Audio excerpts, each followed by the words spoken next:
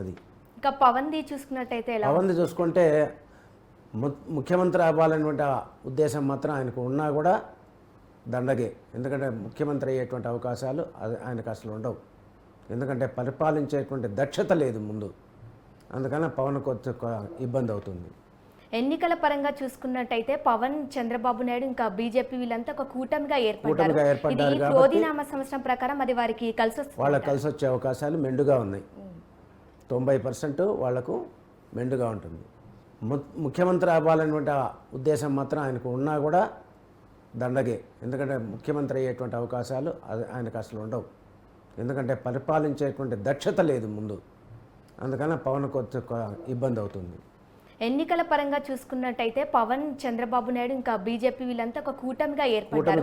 ఇది క్రోధినామ సంవత్సరం ప్రకారం అది వారికి వాళ్ళకి కలిసి వచ్చే అవకాశాలు మెండుగా ఉన్నాయి. 90% వాళ్లకు మెండుగా ఉంటుంది.